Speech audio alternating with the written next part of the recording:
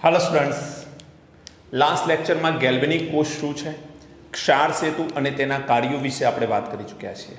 I hope કે galvanic કોષ વિશે તમે સમજી ચૂક્યા હશો કે જ્યારે કોઈ પણ રાસાયણિક પ્રક્રિયા થાય તો એ રાસાયણિક ઉર્જાનું વિદ્યુત ઉર્જામાં રૂપાંતરણ કરતો કોષ એનું એક બેસ્ટ એક્ઝામ્પલ છે ગેલ્વેનિક કોષ, જેને આપણે વોલ્ટેઇક કોષ अथवा ડેનિયલ કોષ તરીકે પણ ઓળખીએ છીએ। વોલ્ટેઇક કે ગેલ્વેનિક એ એક પ્રકાર છે જેનું બેસ્ટ એક્ઝામ્પલ થાય ડેનિયલ કોષ, રાઈટ। હવે આપણે આજે વાત કરવી છે ગેલ્વેનિક કોષની રજૂઆત કેવી રીતે થાય, मतलब ગેલ્વેનિક કોષ તો બની ગયા પણ એનું રિપ્રેઝન્ટેશન જ્યારે તમારા એક્ઝામ્પલ્સ હશે તો એની અંદર રિપ્રેઝન્ટેશન આપેલું હશે ગેલ્વેનિક કોષનું, તો એ રિપ્રેઝન્ટ કરવાની સિસ્ટમ તમારે સમજવાની છે। બે ત્રણ પોઈન્ટ છે જે થોડા ધ્યાનમાં રાખવા જેવા છે। પોઈન્ટ નંબર 1 કે જે પણ એનોડ હોય તો એનોડને હંમેશા આપણે ડાબી બાજુ લખીશું। યાદ રાખજો બેટા, એનોડને હંમેશા ક્યાં લખીશું? एनोड हमेशा डाबी बाजू अने कैथोड हमेशा जमणी बाजू लखवामां आवे छे। એટલે कैथोड ने ऑलवेज जमणी बाजू અને एनोड ने ऑलवेज डाबी बाजू लखवामां आवे छे। आ फिक्स छे कैटेगरी, आमां कोई चेंज न लावी शकीए आपणे। एनोड हमेशा कई बाजू? डाबी बाजू, અને कैथोड हमेशा जमणी बाजू होवो जोईए। नंबर 2, एनोड અને कैथोड पर फिक्स छे कि जे एनोड हशे एना उपर हमेशा ऑक्सिडेशन ज थशे, कोई दिवसे एनोड उपर रिडक्शन न थई शके, अने जे कैथोड हशे ए कैथोड उपर हमेशा रिडक्शन ज थशे। एटले बीजी रीते कहीए तो आ ऑक्सिडेशन मतलब अहीं प्रक्रिया थशे इलेक्ट्रॉन घुमाववानी अने अहीं प्रक्रिया थशे इलेक्ट्रॉन स्वीकारवानी। बेटा ध्यान राखजो, आनी खूब जरूर पड़शे तमारे। એટલે ઇલેક્ટ્રોન ઘુમાવવાની પ્રક્રિયા અને ઇલેક્ટ્રોન સ્વીકારવાની પ્રક્રિયા થશે એનોડ અને કેથોડ પર। એનોડ ઓક્સિડેશન અનુભવે, કેથોડ રિડક્શન। એટલે બાય ડિફોલ્ટ એવું કહી શકાય કે ડાબી બાજુ હંમેશા ઓક્સિડેશન અને જમણી બાજુ હંમેશા રિડક્શન થશે। આવું લખી શકાય કે ન લખી શકાય? રાઈટ। ચલો નંબર 3, ક્ષાર સેતુને દર્શાવવા માટે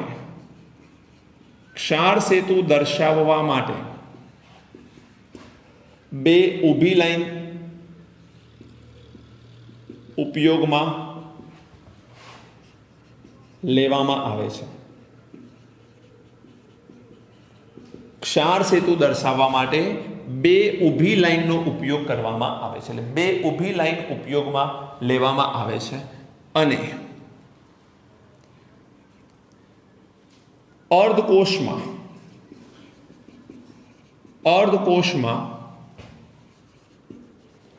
विद्युत ध्रुव અને દ્રાવણ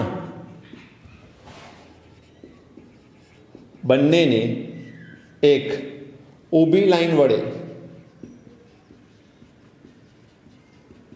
દર્શાવવામાં આવે છે। હવે આ જે વર્ડ મેં લખ્યા છે એના મતલબ સમજીએ। एक्चुअलમાં એ શું છે તો જો ધ્યાનથી સમજો વાતને। માનો કે તમારી પાસે અહીંયા एक पात्र हतुं अने आनी अंदर ZnSO4 નું દ્રાવણ હતું। અહીં તમારી પાસે બીજું એક પાત્ર હતું, આ પાત્રની અંદર કોપર સલ્ફેટનું દ્રાવણ હતું। તો બેટા આની અંદર આપણને ખબર છે કે ZnSO4 નું દ્રાવણ હતું, मतलब ઝિંક 2+ એન્ડ SO4 2- નું દ્રાવણ હતું। આમાં આપણી પાસે જે દ્રાવણ હતું એ કોપર +2 અને SO4 2- નું દ્રાવણ હતું। આ તો આપણને ખબર છે। હવે તમે જો અહીંયા બંનેને એક ક્ષાર સેતુ મારફતે જોડો છો તો અહીંયા ક્ષાર સેતુમાં રૂ અથવા તો ગ્લાસ વૂલ લગાડેલું હોય છે।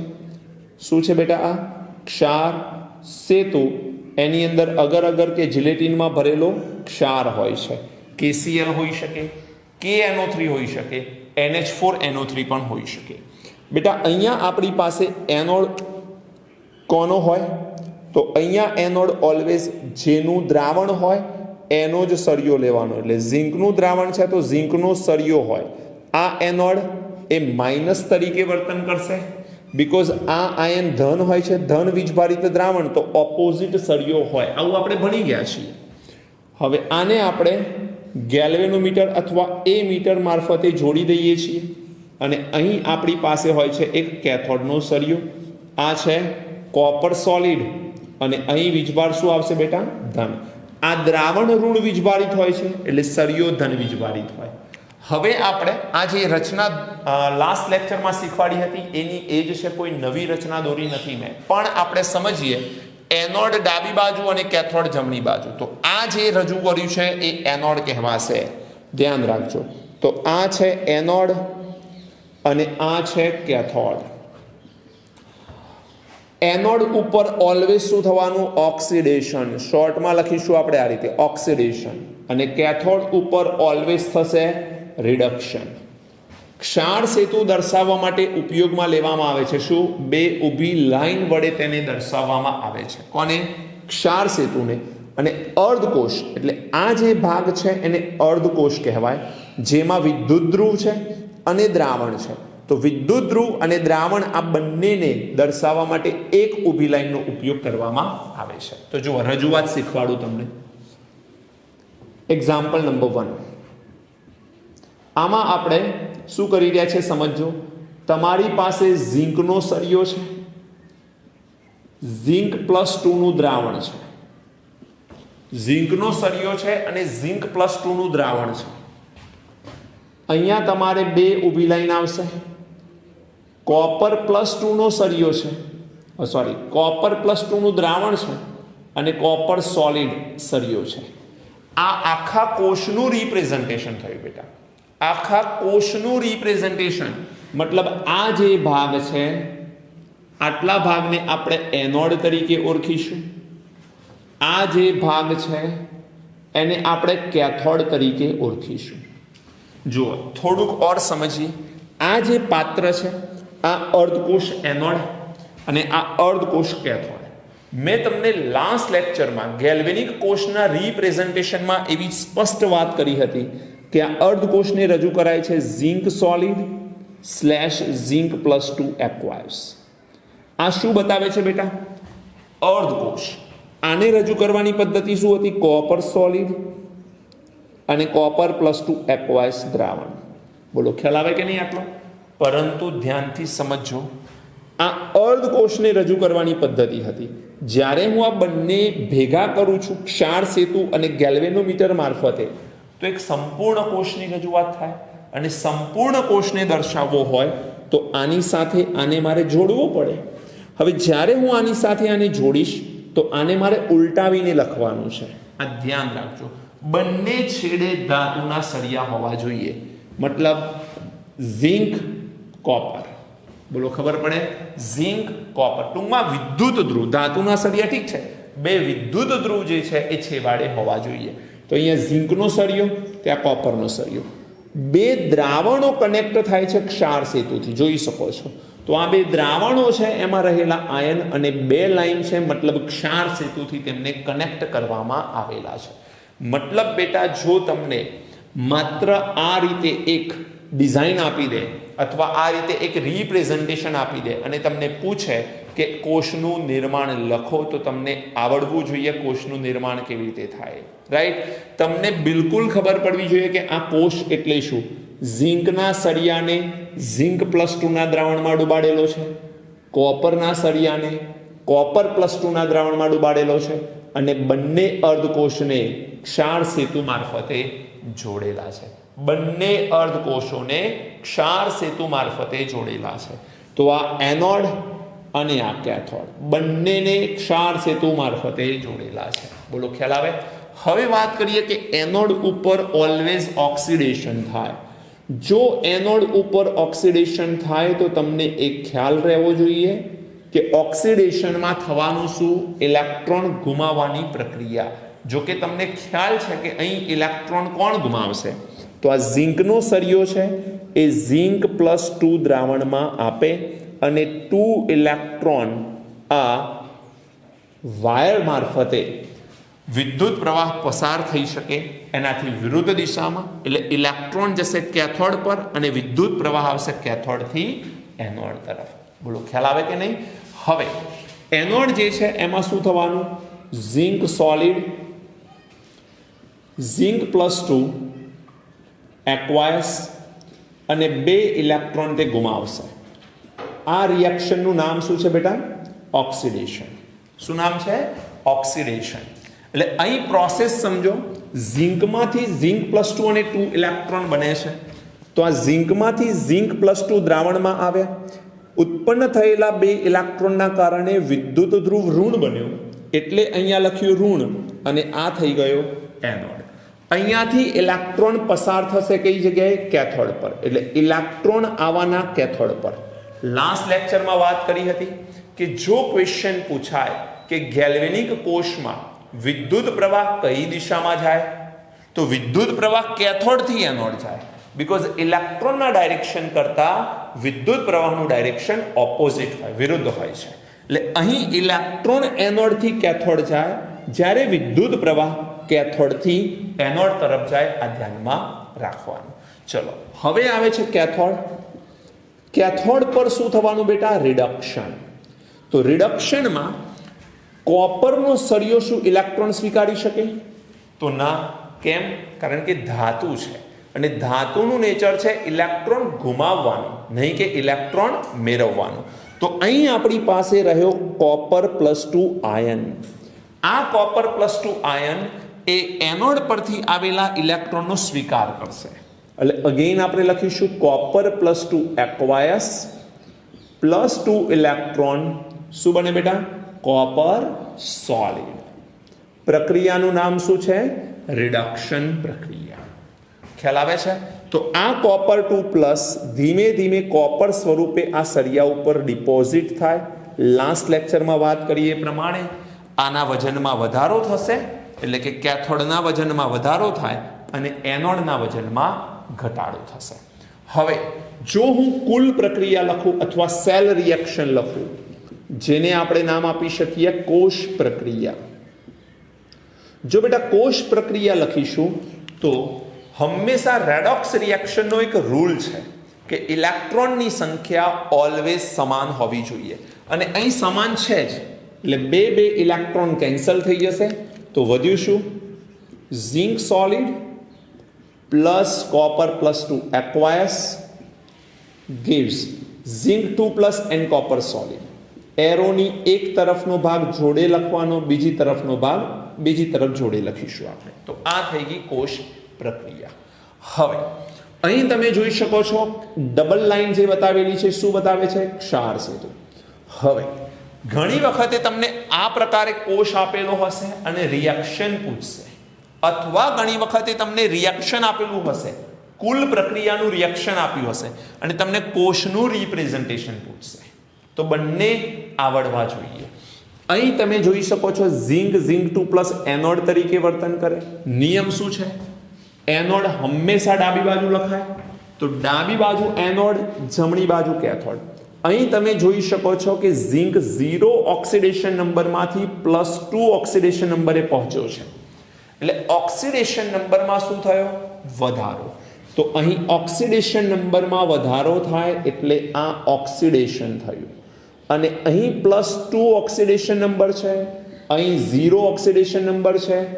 આને કહેવાય રિડક્શન. ઓક્સિડેશન નંબર હવે કોઈ કન્ફ્યુઝન ન હોવું જોઈએ, આખું રેડોક્સ ચેપ્ટર આપણે ભણી ચૂક્યા છીએ. તો બેટા જેનું ઓક્સિડેશન થયું એ ઝિંકનો સળિયો ને ઝિંક 2+ એનોડ, જેનું રિડક્શન થયું એ કોપર 2+ કોપરનો સળિયો કેથોડ, વચ્ચે આવશે ક્ષાર સેતુ. ખ્યાલ આવે બેટા?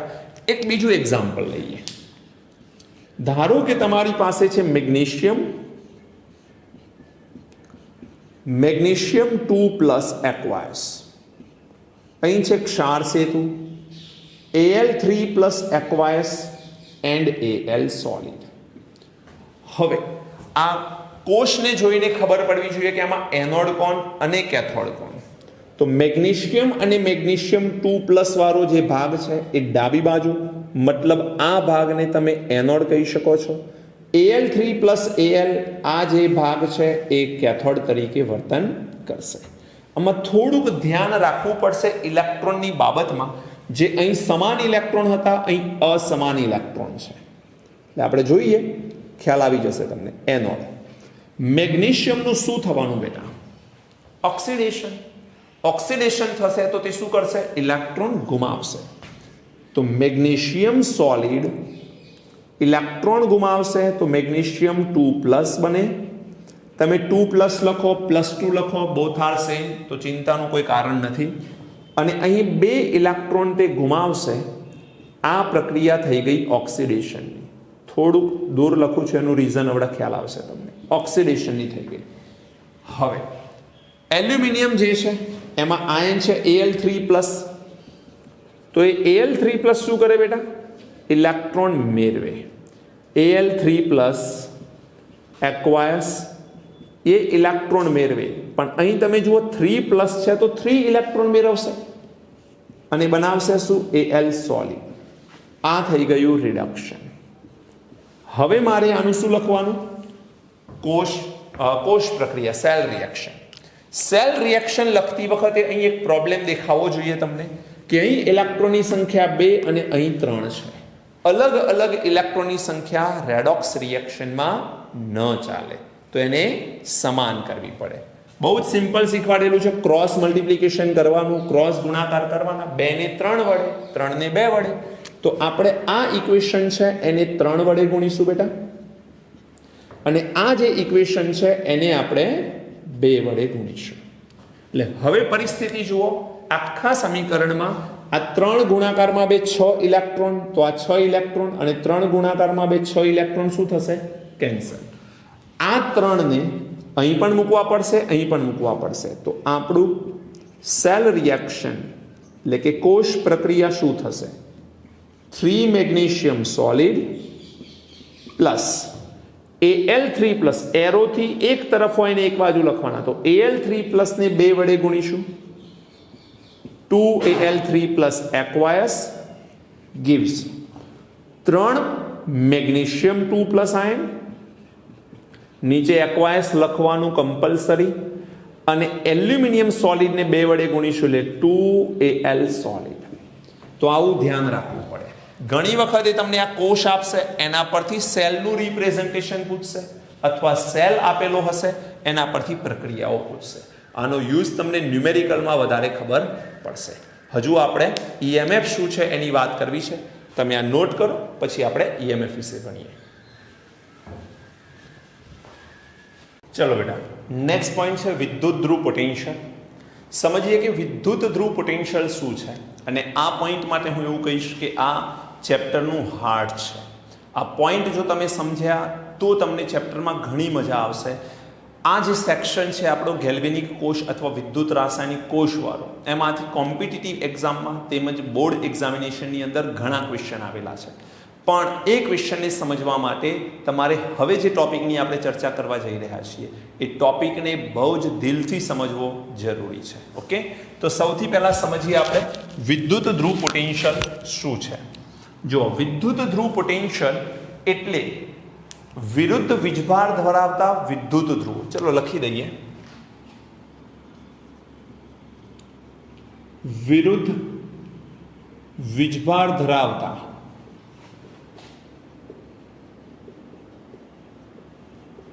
વિદ્યુત ધ્રુવો કે વિરુદ્ધ વીજભાર ધરાવતા આયનો વચ્ચે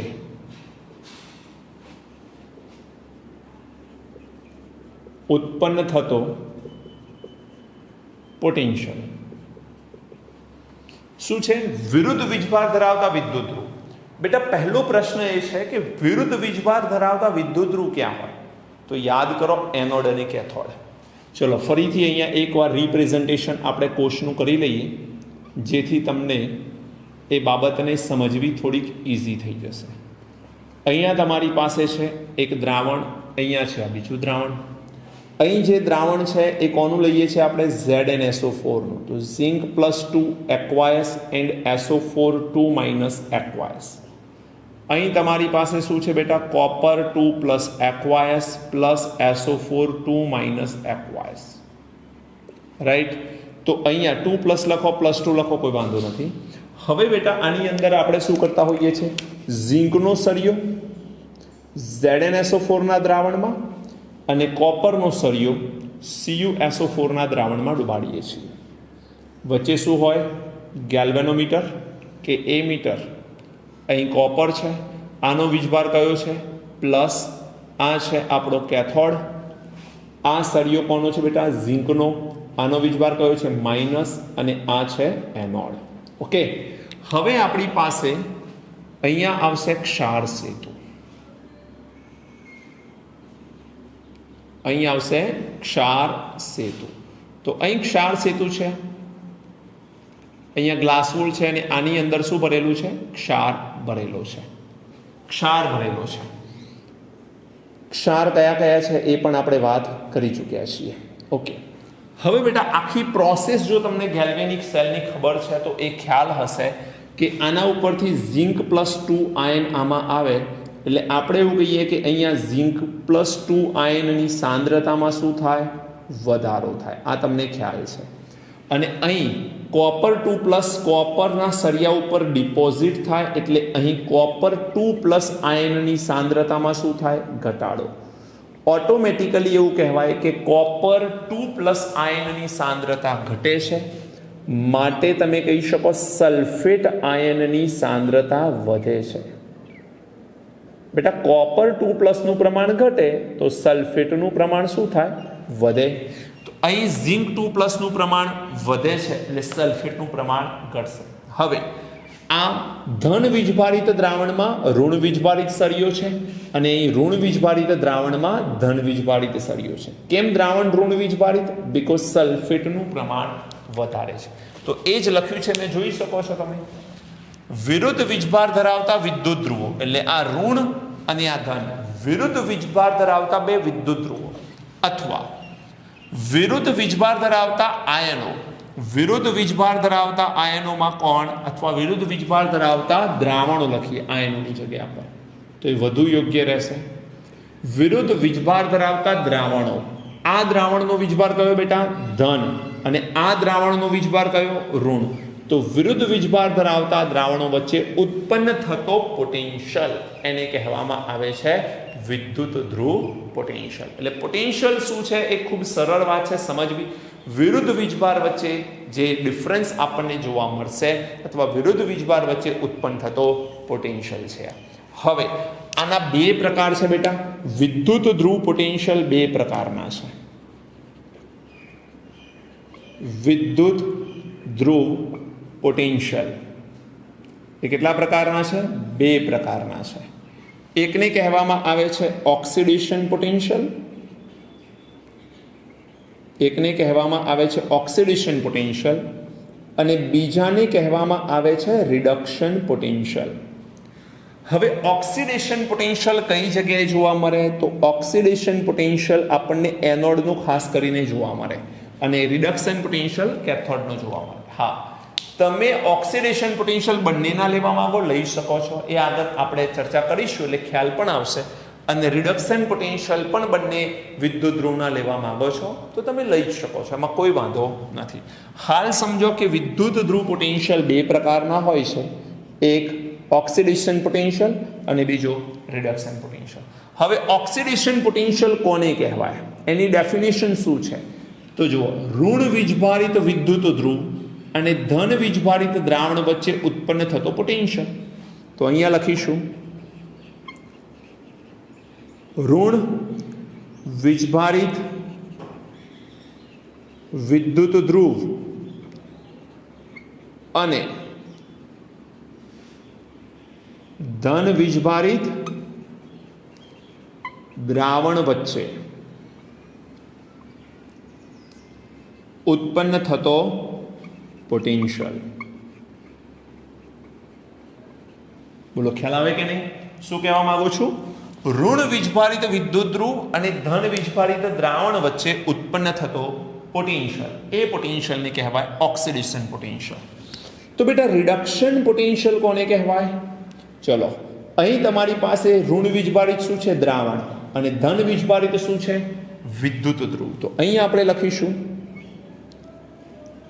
ધન વીજભારિત વિદ્યુત ધ્રુવ અને ઋણ વીજભારિત દ્રાવણ વચ્ચે ઉત્પન્ન થતો પોટેન્શિયલ. ક્લિયર છે? તો ધન વીજભારિત વિદ્યુત ધ્રુવ અને ઋણ વીજભારિત દ્રાવણ વચ્ચે જે પોટેન્શિયલ ઉત્પન્ન થાય એને રિડક્શન પોટેન્શિયલ કહેવાય. હવે ઓક્સિડેશન પોટેન્શિયલ અને રિડક્શન પોટેન્શિયલ શું છે એની વાત થઈ, પણ હવે એ બંનેના રિપ્રેઝન્ટેશનની વાત કરીએ. તો સૌથી પહેલા લખીશું આપણે ઓક્સિડેશન પોટેન્શિયલ. ઓક્સિડેશન પોટેન્શિયલ આપણે શોર્ટમાં આને ઓપી કહીશું. Oxidation potential OP. સમજો, ઓક્સિડેશન પોટેન્શિયલમાં ઓક્સિડેશન પ્રક્રિયા લખવી જોઈએ એક. તો અહીંયા માનો કે તમારી પાસે કોઈ એમ સોલિડ છે, એનું ઓક્સિડેશન થાય છે અને બને છે M+N એક્વાયસ અને N ઇલેક્ટ્રોન છૂટા થાય છે. તો આ પ્રક્રિયામાં ઇલેક્ટ્રોન દૂર થાય છે અને કોઈ પણ પ્રક્રિયામાં બેટા ઇલેક્ટ્રોન જ્યારે દૂર થાય તો એને ઓક્સિડેશન કહેવાય અને એ પોટેન્શિયલ આપણને કયું આપે? Oxidation potential. તો આ પ્રક્રિયાનો પોટેન્શિયલ મને oxidation potential EOP. E for potential. પોટેન્શિયલનો સિમ્બોલ છે capital E. Oxidation potential O.P.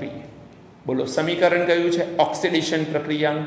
અને ઓક્સિડેશન પ્રક્રિયાનું સમીકરણ હોય એટલે ઓક્સિડેશન પોટેન્શિયલ દર્શાવે. હવે આ રીતે માનો કે મારે નથી લખવું તો એક ઓર પદ્ધતિ છે અને એ વધુ ઉપયોગમાં આવતી પદ્ધતિ છે.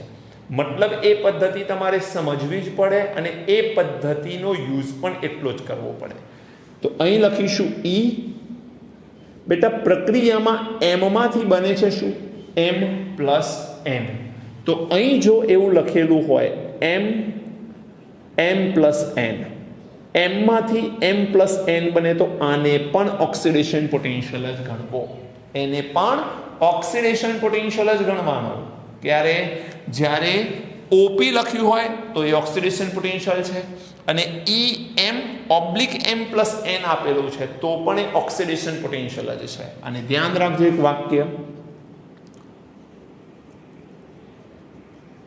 ઓક્સિડેશન પોટેન્શિયલ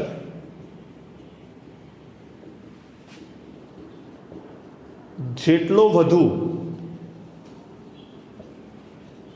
તે ધાતુ અથવા તે જેટલો વધુ તેનું ઓક્સિડેશન વધુ સરળ. યાદ રાખજો, ઓક્સિડેશન પોટેન્શિયલની કિંમત જેટલી વધારે હશે એટલા એ પદાર્થનું ઓક્સિડેશન સરળ રહેશે. એટલે માનો કે કોઈ એક પદાર્થનો ઓક્સિડેશન પોટેન્શિયલ છે 0.76 વોલ્ટ અને બીજા પદાર્થનો ઓક્સિડેશન પોટેન્શિયલ છે 0.34 વોલ્ટ. તો હવે તમને ખબર પડવી જોઈએ કે બેમાં વધારે શું છે? 0.76. અને જેટલો વધુ ઓક્સિડેશન પોટેન્શિયલ એ ધાતુનું એટલું ઓક્સિડેશન સરળ. ધાતુ હોય તો ધાતુનું, વાયુ હોય તો વાયુનું, જે હશે એનું ઓક્સિડેશન એટલું સરળતાથી થશે. વાયુના આયનનું થતું હોય છે, આવશે એટલે ખ્યાલ આવશે. ડોન્ટ વરી, અત્યારે ચિંતા ના કરશો. હવે આ વાત થઈ ઓક્સિડેશન પોટેન્શિયલની બેટા. હવે મારે વાત કરવી છે રિડક્શન પોટેન્શિયલની. ચલો, રિડક્શન પોટેન્શિયલ શું છે? તો રિડક્શન પોટેન્શિયલને કહીએ છીએ RP, reduction potential. Okay, reduction પોટેન્શિયલની વ્યાખ્યા તમને શીખવાડીશ કે ધન વીજભારિત વિદ્યુત ધ્રુવ અને ઋણ વીજભારિત દ્રાવણ બંને વચ્ચે ઉત્પન્ન થતો પોટેન્શિયલ. જો પોટેન્શિયલ હંમેશા વિરુદ્ધ વીજભાર વચ્ચે ઉત્પન્ન થાય તો એ પોટેન્શિયલને આપણે રિડક્શન પોટેન્શિયલ કહીએ છીએ. રિડક્શન માટે ઇલેક્ટ્રોન સ્વીકારવા પડે એટલે આ સમીકરણને મારે ઉલટું લખવું પડે. એટલે M+N એક્વાયસ, N ઇલેક્ટ્રોન મેળવે તો M સોલિડ બનાવે. આ બને શું બેટા? Reduction potential ERP. રિડક્શન પોટેન્શિયલને RP વડે બતાવાય. અથવા બીજી પદ્ધતિ હવે તમને ડાયરેક્ટ ખબર પડવી જોઈએ. EM+N એ ઓક્સિડેશન પોટેન્શિયલ હતો તો અહીં આવશે EM+N/M. M+N માંથી M બન્યો તો m પ્લસ n અને પાછળ આવશે m, વચ્ચે આવશે વર્ટિકલ લાઈન અથવા એક ઊભી લાઈન આવશે.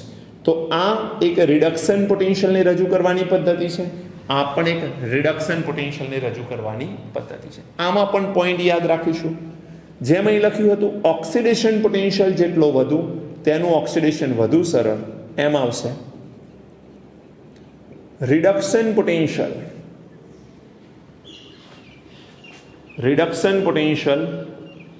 જેટલો વધુ તેટલું રિડક્શન વધુ સરળ. એની રિડક્શન થવાની વૃત્તિ વધારે હશે. જેનો ઓક્સિડેશન પોટેન્શિયલ વધારે છે એનું ઓક્સિડેશન થવાની વૃત્તિ વધારે હોય, અને જેનું રિડક્શન પોટેન્શિયલ વધારે હોય એનું રિડક્શન થવાની વૃત્તિ વધારે હોય. ક્લિયર છે? હવે માનો કે હું તમને અહીંયા એવું લખીને આપું કે મારી પાસે E ઝિંક +2 છે, તો તમને જોઈને ખબર પડવી જોઈએ કે આ પોટેન્શિયલ કયો છે. તમને જોતાની સાથે ખબર પડવો જોઈએ બેટા કે ઝિંક +2 આ પોટેન્શિયલ કયો છે. Very good. આ પોટેન્શિયલ છે ઓક્સિડેશન પોટેન્શિયલ.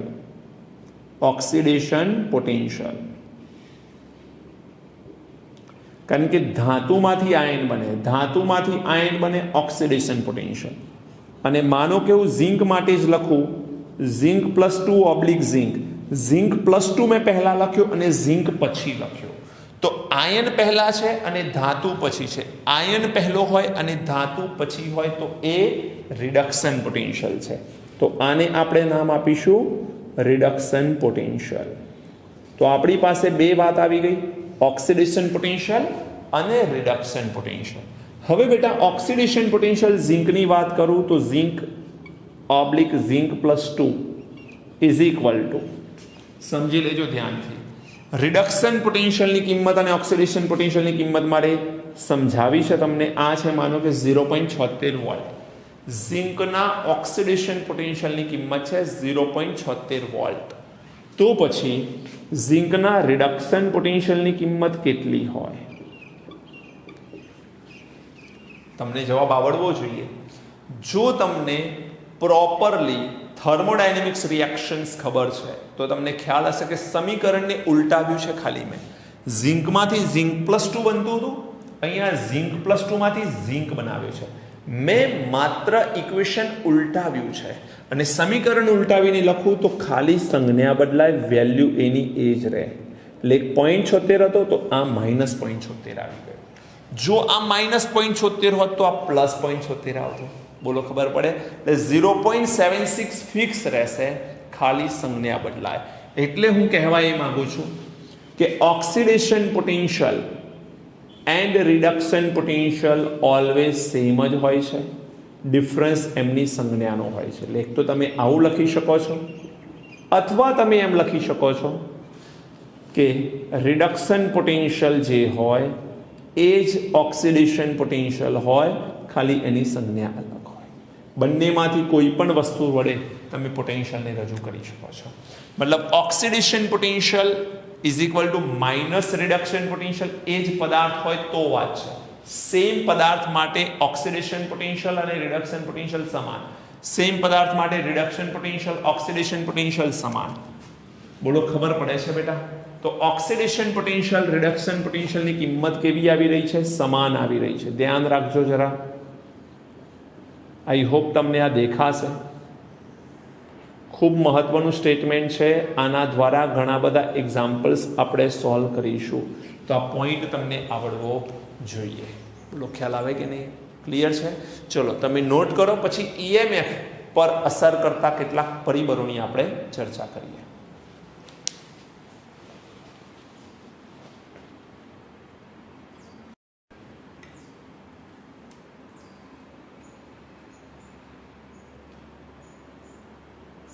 તમે જે બોર્ડ પર દેખાતું નહોતું એ હવે જોઈ શકો છો, અને બોર્ડ ઉપરથી એ વસ્તુને નોંધ કરી લો. ઓક્સિડેશન પોટેન્શિયલ અને રિડક્શન પોટેન્શિયલની કિંમત બેટા ધ્યાનથી જોશો તો તમને ખ્યાલ આવશે કે ઓપોઝિટ છે. એટલે ઓક્સિડેશન પોટેન્શિયલ રિડક્શન પોટેન્શિયલની કિંમત તમને ખ્યાલ આવી જશે. ઓકે, ચલો નોટ કરી લો. વિદ્યુત ધ્રુવ પોટેન્શિયલ શું છે? અને તેના પ્રકાર કયા કયા છે એની આપણે વાત કરી ચૂક્યા। હવે સમજવું છે વિદ્યુત ધ્રુવ પોટેન્શિયલ પર અસર કરતા પરિબળો। વિદ્યુત ધ્રુવ પોટેન્શિયલ પર 4 પરિબળો ખાસ કરીને અસર કરતા હોય છે।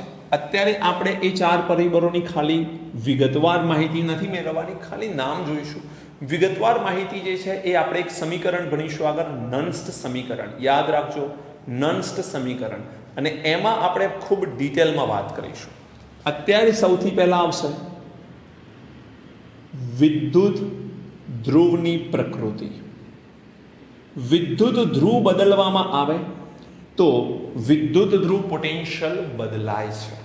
મતલબ ઝીંકનો જે પોટેન્શિયલ હોય, ધારો કે ઝીંકનો સળિયાને વિદ્યુત ધ્રુવ તરીકે તમે પસંદ કર્યો છે કોઈ એક જગ્યા પર, તો ઝીંકનો સળિયો જે વિદ્યુત ધ્રુવ તરીકે વર્તન કરી રહ્યો છે એનો જે પોટેન્શિયલ છે એક ફિક્સ છે 0.76, જો એ ઓક્સિડેશન પોટેન્શિયલ છે। તો હવે માનો કે તમે ઝીંકની જગ્યા પર બીજો કોઈ સળિયો યુઝ કરો છો, તો શું ઝીંકના જેટલું જ પોટેન્શિયલ હશે એનું?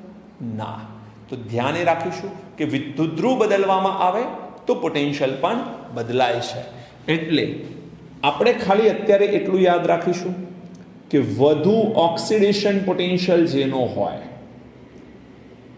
બંનેની સરખામણી કરીશું આપણે, પણ જેનો વધુ ઓક્સિડેશન પોટેન્શિયલ હોય તેવા વિદ્યુત ધ્રુવને એનોડ તરીકે, અને જેનો વધુ રિડક્શન પોટેન્શિયલ હોય, જેનો વધુ રિડક્શન પોટેન્શિયલ હોય તેને કેથોડ તરીકે આપણે સ્વીકારીશું। એટલે એનોડ અને કેથોડ તરીકે કોને લેવાના?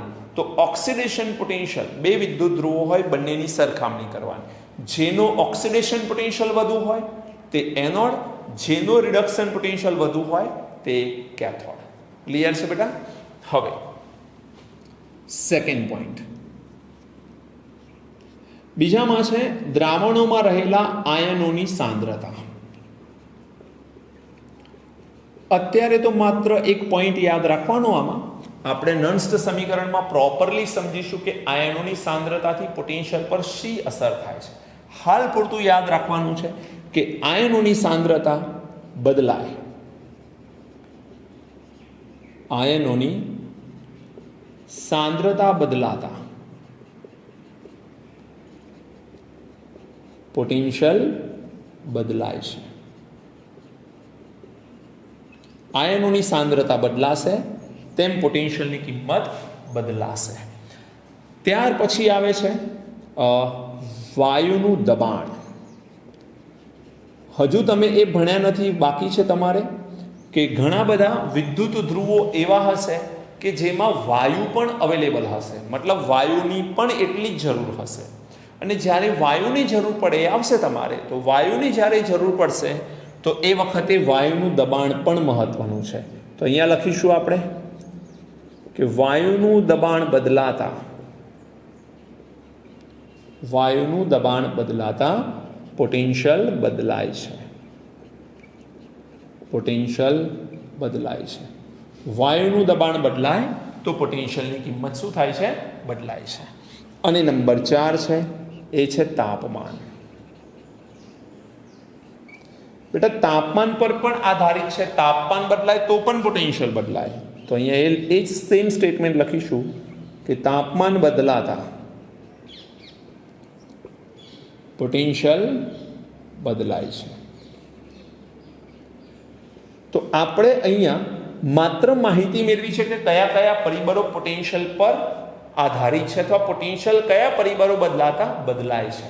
ખાલી અત્યારે મેં તમને ઇન્ટ્રોડક્શન આપ્યું છે, હજુ આની ડિટેલમાં માહિતી આપણે મેળવીશું નન્સ્ટ સમીકરણની અંદર। ઓકે બેટા? તો હજુ મારે તમને એક સ્ટાન્ડર્ડ પોટેન્શિયલ શું હોય છે એની ચર્ચા કરવી છે, તો તમે આને નોટ કરો, ત્યારબાદ સ્ટાન્ડર્ડ પોટેન્શિયલ સમજીએ। કોષ પોટેન્શિયલ શું છે એની ચર્ચા કરી બેટા। હવે વાત છે પ્રમાણિત કોષ પોટેન્શિયલ। આ ટર્મ પણ એટલી જ મહત્વની છે, એટલી જ અગત્યની છે। આ ટર્મમાં પણ તમારે વારંવાર આ શબ્દનો યુઝ આવશે, પ્રમાણિત કોષ પોટેન્શિયલ। તો બહુ સિમ્પલ છે, જે કોષનો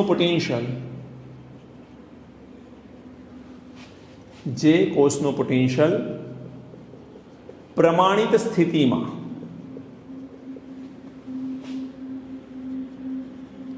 માપવામાં આવે તેને પ્રમાણિત કોષ પોટેન્શિયલ કહે છે. તેને પ્રમાણિત કોષ પોટેન્શિયલ કહે છે. જે કોષનો પોટેન્શિયલ પ્રમાણિત સ્થિતિમાં માપવામાં આવે. હવે પોઈન્ટ એ છે પ્રમાણિત સ્થિતિ એટલે શું? જો ધ્યાનથી, પ્રમાણિત સ્થિતિ એટલે શું? તો એ શબ્દ મહત્વનો છે. પ્રમાણિત સ્થિતિ માટે પ્રમાણિત સ્થિતિ કોષની કોને કહેવાય? તો પ્રમાણિત સ્થિતિમાં સૌથી પહેલા છે કન્સન્ટ્રેશન 1 મોલર હોવું જોઈએ.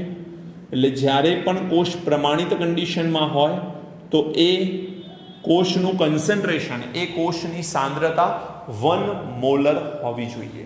સેકન્ડ, જો એના દબાણની વાત હોય એટલે વાયુ વિદ્યુત ધ્રુવ હશે તો વાયુ વિદ્યુત ધ્રુવની અંદર સાંદ્રતા આવશે. અને સાંદ્રતાની કિંમત કાં તો તમે 1 બાર અથવા 1 ATM. 1 ATM મતલબ એક વાતાવરણ અથવા 1 બાર લેવી પડે. એટલે દબાણની કિંમત 1 બાર અથવા 1 વાતાવરણ આપેલી હોવી જોઈએ. અને સાંદ્રતા 1 મોલર છે. પ્રેશર તમારું 1 બાર અથવા 1 ATM છે પ્રમાણિત સ્થિતિમાં. ત્રીજી પરિસ્થિતિ છે ટેમ્પરેચરની, દેટ ઇઝ 25 ડિગ્રી સેલ્સિયસ અથવા તમે કેલ્વિનમાં એને મેઝર કરશો તો 298 કેલ્વિન ટેમ્પરેચર. જો આ પરિસ્થિતિમાં કોષ હોય તો એવા કોષના પોટેન્શિયલને પ્રમાણિત કોષ કહીશું આપણે, અથવા પ્રમાણિત કોષ પોટેન્શિયલ કહીશું. ક્લિયર? તો પ્રમાણિત કોષ એટલે શું? તો આ કન્ડિશનમાં જે કોષ હોય એને પ્રમાણિત કોષ કહેવાય. અને આ કન્ડિશનમાં રહેલા કોષના પોટેન્શિયલને પ્રમાણિત કોષ પોટેન્શિયલ કહેવાય. આવડે કે નહીં? હવે સમજો બેટા, આ કન્ડિશનમાં પ્રમાણિત કોષ પોટેન્શિયલ એને કહેવાય standard cell reaction, standard cell. તો જો એક ઈ સેલ છે અને એક E0 સેલ છે. હવે ઈ સેલ શું છે? તો આને કહેવામાં આવે છે કોષ પોટેન્શિયલ અને આને કહેવામાં આવે છે પ્રમાણિત કોષ પોટેન્શિયલ. પ્રમાણિત કોષ પોટેન્શિયલ. ઓકે, આ તો વાત થઈ આખા કોષના પોટેન્શિયલની. પણ માનો કે મારે વિદ્યુત ધ્રુવનો પોટેન્શિયલ લાવવો છે તો પ્રમાણિત કોષ પોટેન્શિયલની જગ્યા પર એક નવો ટર્મ હું યુઝ કરીશ અથવા એક નવો ટર્મ હું વાપરું છું, એ છે પ્રમાણિત વિદ્યુત ધ્રુવ પોટેન્શિયલ. પ્રમાણિત વિદ્યુત ધ્રુવ પોટેન્શિયલ. સમજો બેટા બરોબર ધ્યાનથી. પ્રમાણિત વિદ્યુત ધ્રુવ પોટેન્શિયલ કોને કહેવાય? તો જુઓ, આ પ્રકારની કન્ડિશન આપેલી હોય, સાંદ્રતા 1 મોલર હોય, દબાણ 1 બાર કે 1 ATM હોય અને ટેમ્પરેચર 25 કે 298 કેલ્વિન હોય તો એને આપણે પ્રમાણિત સ્થિતિ કહીએ છીએ. હવે પ્રમાણિત વિદ્યુત ધ્રુવ પોટેન્શિયલ મેળવવો છે તો એની સંજ્ઞા છે E0. એટલે આપણે પ્રમાણિત હોય તો E ને E0 લખીશું, E ને E0 લખીશું. અને E0 પાછા વિદ્યુત ધ્રુવના બે પ્રકારના હોય, એક SRP, એક SOP. હવે આ SRP SOP શું છે? પ્રમાણિત વિદ્યુત ધ્રુવ potential. RP that is the reduction potential, OP that means oxidation potential, S નો મતલબ છે સ્ટાન્ડર્ડ. એટલે આને ગુજરાતીમાં કહેવાય પ્રમાણિત રિડક્શન પોટેન્શિયલ. પ્રમાણિત રિડક્શન પોટેન્શિયલ. આને કહેવામાં આવે છે પ્રમાણિત ઓક્સિડેશન પોટેન્શિયલ. એટલે પ્રમાણિત રિડક્શન પોટેન્શિયલ અને પ્રમાણિત ઓક્સિડેશન પોટેન્શિયલ કહેવાય. હું હવે આના માટેના પોઈન્ટ લખું છું, એ ધ્યાનથી સમજી લેજો. એ પોઈન્ટ ખૂબ અગત્યના છે. પહેલો પોઈન્ટ, કોઈ પણ તત્વ માટે પ્રમાણિત પોટેન્શિયલ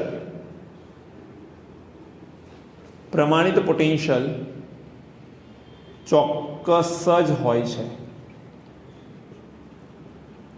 મતલબ અચર હોય છે. કોઈ પણ તત્વ લઈ લો, ધારો કે ઝિંક છે તો ઝિંકનો ઓક્સિડેશન પોટેન્શિયલ 0.76 છે અથવા ઝિંકનો રિડક્શન પોટેન્શિયલ -0.76 છે, તો એ પ્રમાણિત પોટેન્શિયલ છે, અને જો પ્રમાણિત પોટેન્શિયલ છે તો ક્યારેય નહીં બદલાય. કેમ ન બદલાય એનું કારણ કહું. પોટેન્શિયલ કોના ઉપર આધારિત છે?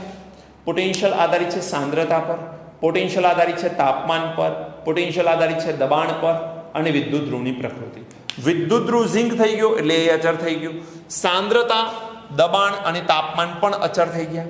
મતલબ પ્રમાણિત પોટેન્શિયલમાં બધી જ કિંમત જે વિદ્યુત ધ્રુવ પોટેન્શિયલ પર અસર કરે છે એ બધી કિંમત અચળ કરી દીધી, અને બધી કિંમત અચળ કરી દીધી તો એનો મતલબ એ છે કે પ્રમાણિત પોટેન્શિયલ કદાપી બદલાશે નહીં. પ્રમાણિત પોટેન્શિયલ કદાપી નહીં બદલાય. બેટા આ પોઈન્ટને બરોબર સમજી લેજો. કોઈ પણ તત્વ માટે પ્રમાણિત પોટેન્શિયલ હંમેશા કેવો હોય છે? ચોક્કસ જ હોય છે. એ ક્યારેય બદલાતો નથી. હવે જે આગળ વાત કરી એકવાર રિપીટ કરી દઉં છું. એમ સોલિડ છે, એમાંથી બને છે ધારો કે M+N અને N ઇલેક્ટ્રોન. તો આ જે તત્વ છે આમાં ઓક્સિડેશન થઈ રહ્યું છે એટલે આને કહેવાય ઓક્સિડેશન પોટેન્શિયલ. હવે માનો કે હું M+N લઉં અને એ N ઇલેક્ટ્રોન મેળવે તો શું બનાવે? M solid. તો અહીં ઇલેક્ટ્રોનનો સ્વીકાર થઈ રહ્યો છે એટલે શું થવાનું? રિડક્શન. તો આને કહેવાય ERP, that is reduction potential. તો અહીંયા ઓક્સિડેશન પોટેન્શિયલ અને રિડક્શન પોટેન્શિયલની કિંમત કેવી હોય? Very good. સમાન પણ સંજ્ઞા અલગ અલગ. તો આ બંનેની કિંમત તમને ખબર હોવી જોઈએ. સેમ એલિમેન્ટ છે એટલા માટે, સેમ આયન છે એટલા માટે. Oxidation potential equal to reduction potential. સંજ્ઞા અલગ હશે ખાલી. એક તો આ રીતે તમે એને લખી શકો છો, અથવા પછી આપ લખી શકો છો ERP reduction potential is equal two -EOP. પણ બેટા હું કોની વાત કરી રહ્યો છું? પ્રમાણિત કન્ડિશનમાં. એટલે કામ કરીએ અને આપણે E નોટ કરી દઈએ. E નોટ મતલબ ઉપર E0 આવી ગયું એટલે એ પ્રમાણિત સંજ્ઞા બતાવે છે. મેં હાલ જ વાત કરી કે તમને જો E0 શબ્દ આપે, મતલબ E ઉપર 0 આપી જાય તો પ્રમાણિત કહેવાય, અને 0 ન હોય તો ખાલી કોષ પોટેન્શિયલ કહેવાય. બંનેનો ફરક સમજો. તો જો હું ઉપર 0 મૂકું છું તો અહીંયા સ્ટાન્ડર્ડ ઓક્સિડેશન પોટેન્શિયલ એવી લખવાની જરૂરત નથી.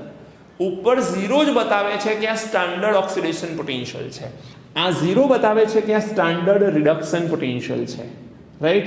તો અહીંયા રિડક્શન પોટેન્શિયલ અને ઓક્સિડેશન પોટેન્શિયલની કિંમતો કેવી છે? સમાન, ખાલી સંજ્ઞા અલગ અલગ આવે. અને નંબર 3, IUPAC ના જણાવ્યા મુજબ કોઈ પણ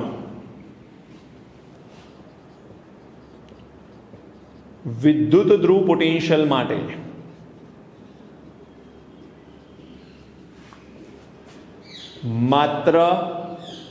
માત્ર પોટેન્શિયલ શબ્દનો જ ઉપયોગ કરેલ હોય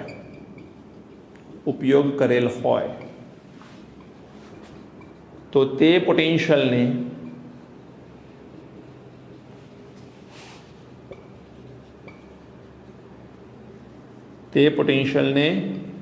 રિડક્શન પોટેન્શિયલ માનવો.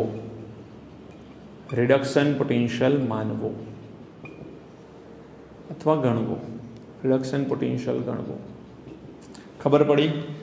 માનો કે કોઈ એક્ઝામ્પલ છે, એક્ઝામ્પલમાં ખાલી એવું લખ્યું છે કે ઝિંકનો પોટેન્શિયલ, ઓક્સિડેશન પોટેન્શિયલ કે રિડક્શન પોટેન્શિયલ આવો શબ્દ નથી વાપર્યો.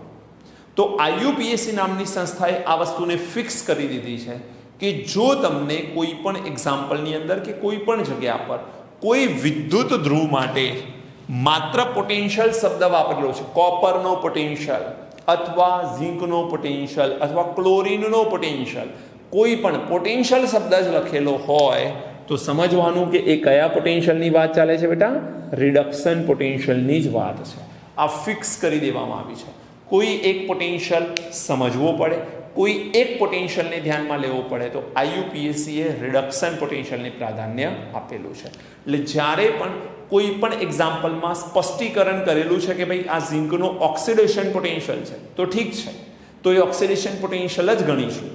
પણ જો કોઈ જગ્યા પર એવું સ્પષ્ટીકરણ કરેલ નથી, માત્ર લખ્યું છે કે આ જે તે ધાતુનો પોટેન્શિયલ છે તો આપણે એ પોટેન્શિયલને શું માનીશું? રિડક્શન પોટેન્શિયલ માનીશું. બેટા સમજ પડી? હવે આપણે નેક્સ્ટ ટાઈમ ઓક્સિડેશન પોટેન્શિયલ અને રિડક્શન પોટેન્શિયલનો યુઝ કરી કોષ પોટેન્શિયલ કેવી રીતે શોધાય જે આ વાત કરી. ઈ સેલ, હજુ આપણે આ ઈ સેલ શોધવાની પદ્ધતિ સુધી નથી પહોંચ્યા. ઈ સેલ કેવી રીતે શોધાય એની આપણે નેક્સ્ટ લેક્ચરમાં ચર્ચા કરીશું. ઓકે, ચલો મળીએ છીએ નેક્સ્ટ વિડિયો લેક્ચરમાં. Thank you, God bless you. તમે નોટ કરી લેજો.